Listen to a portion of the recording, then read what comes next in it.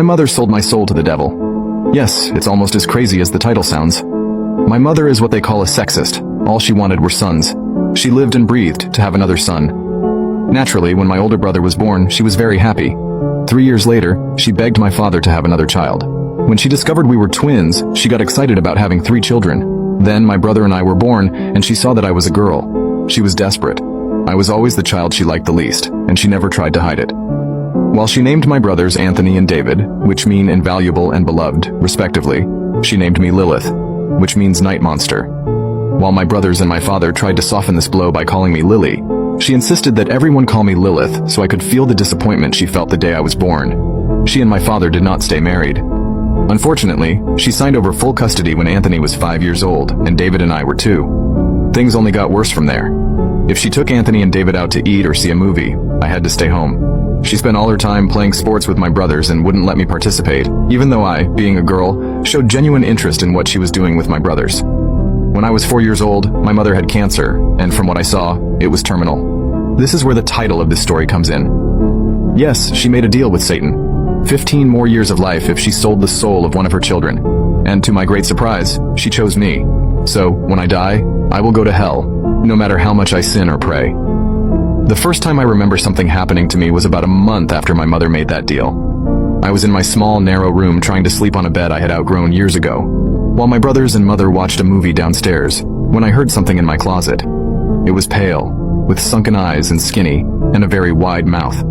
Its long, dirty fingers surrounded the door of my closet. There was no doubt that thing was a demon. Immediately, I cried out for my mother, who came upstairs and beat me for interrupting her movie night with her children. After that, she called me a girl for crying and locked me in the room. While I cried all night, the demon simply watched me from the closet, motionless. Having demons watch me became quite normal from then on. Sometimes it was the pale, skinny thing in my closet, other times a dark figure floating above my bed. And, on bad nights, a figure with horns and glowing red eyes would mock me from the window. After a while, I stopped being afraid of them. One night, when I was 9 years old, the skinny creature was back in my closet, watching me as I read. It started making a very strange noise, to which I remained silent. Then, it did something it had never done before. Although it occasionally put its hand around the ajar door, it had never come out of my closet until that night. In a swift motion, it opened my closet door and stood up completely, revealing it was taller than the ceiling itself. It bent its neck in an abnormal way to fit under the ceiling.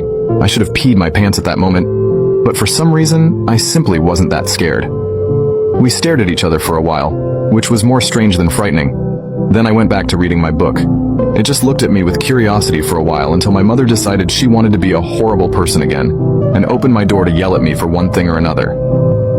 The whole time, the demon just watched. Fortunately, my mother left after slapping me in the face, but I was crying again for the rest of the night. The demon, which now looked at me with more than curiosity, turned its gaze back to my closed door, trying to see my mother as I did not. Nothing but sobs. The demon just sat beside my bed, towering over me. Neither of us looked at each other for the rest of the night. I cried while it just looked away, but I wasn't alone, and that was all that mattered to me. From then on, things changed. Not only was I not afraid of the demons, I accepted them well, especially the skeletal-looking one that sat by my side that night. It sat with me whenever my mother was mean to me, or whenever I had trouble with the boys at school. It never spoke to me, and almost never looked at me, but all that mattered was that it was there for me. I even gave it a name, Dad.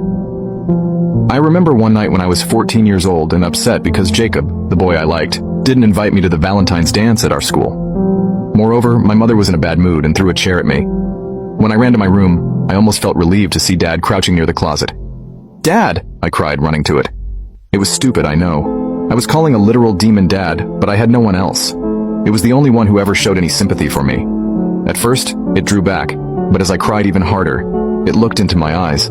Perhaps for the first time since that night, it came out of the closet. Then, it did something surprising.